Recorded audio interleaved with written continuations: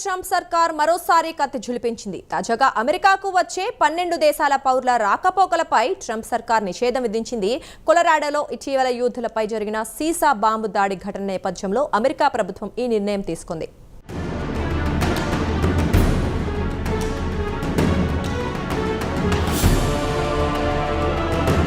Donald Trump ఈ పేరే ఒక సంచలనం. ట్రంప్ ఎప్పుడే నిర్ణయం తీసుకుంటారో ఎవ్వరు చెప్పలేరు. అయితే ఓసారి నిర్ణయం తీసుకున్నాక ఎవరెంత చెప్పినా సదరు నిర్ణయాన్ని ఆయన మార్చుకోరు. ఇందుకు ఉదాహరణ ప్రపంచ దేశాలపై ట్రంప్ సర్కార్ ఎడాపెడా పెంచిన సుంకాలు. కాగా తాజాగా అమెరికాకొచ్చే 12 దేశాల పౌరుల రాకపోకలపై ట్రంప్ నిషేధం విధించారు. అనుకున్నదే తడుగా ట్రంప్ అప్పటికప్పుడు సంతకాలు కూడా చేశారు.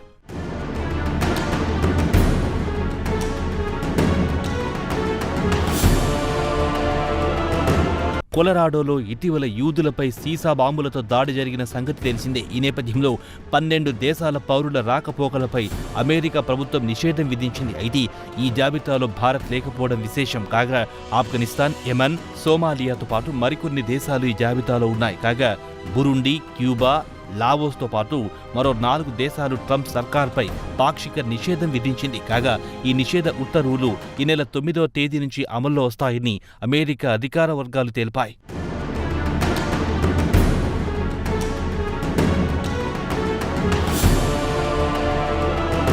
సరైన పత్రాలేని వారు కొలరాడోలో ఉండడం వల్లనే తాజాగా సీసా బాంబులతో దాడి జరిగిందని ట్రంప్ సర్కార్ భావిస్తోంది. అంటే తప్పుడు పత్రాలతో అమెరికాకు వచ్చిన వారు అంతిమంగా క్రిమినల్ యాక్టివిటీలకు పాల్పడుతున్నారని అధ్యక్షుడు డొనాల్డ్ ట్రంప్ నిర్ణయానికి వచ్చాడు.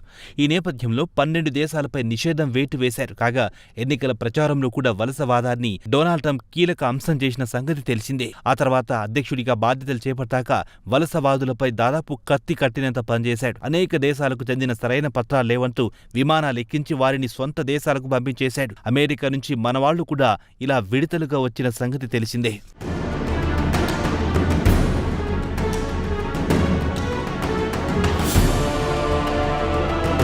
కాగా 2017లో తప్పుడు ధృవపత్రాలతో యూరోప్లో ప్రవేశించిన కొంతమంది ఉగ్రవాదుల వల్ల ఆ ప్రాంతం ఎంతగా నష్టపోయిందో ఈ సందర్భంగా ట్రంప్ గుర్తు చేశాడు. 2017లో యూరోప్లో జరిగిన ఉగ్రదాడుల వంటి ఘటనలు అమెరికాలో రిపీట్ కాకుండా తాము తప్పకుండా చర్యలు తీసుకుంటామన్నారు డొనాల్డ్ ట్రంప్. అయితే వలసదారులపై అధ్యక్షుడు ట్రంప్ చర్యలు తీసుకోవడం ఇదే తొలిసారి కాదు.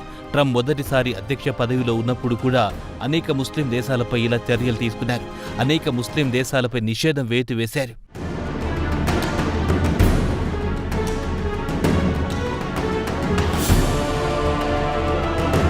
ఇదిలా ఉంటే ట్రంప్ సర్కార్ తాజా ఉత్తర్వులపై వెనిజులా దేశం స్పందించింది.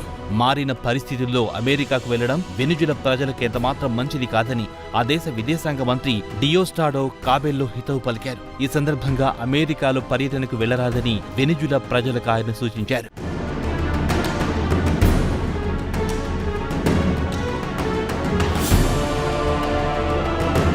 కాగా 12 దేశాల పౌరుల రాకపోకలపై నిషేధం విధిస్తూ ట్రంప్ సర్కార్ ఇచ్చిన ఆదేశాలకు చట్టపరమైన సవాళ్లు ఎదురయ్యే అవకాశాలున్నాయి. ఇప్పటికే సుంకాల విషయంలో అలాగే హార్వర్డ్ విశ్వవిద్యాలయం విషయంలో న్యాయస్థానాల నుంచి ట్రంప్ సర్కార్కు వ్యతిరేక తీర్పులొచ్చాయి. ఏవైనా చెదురుమదురు సంఘటనలను భూతద్దంలో చూపించి పరాయి దేశాల వారిని అమెరికా నుంచి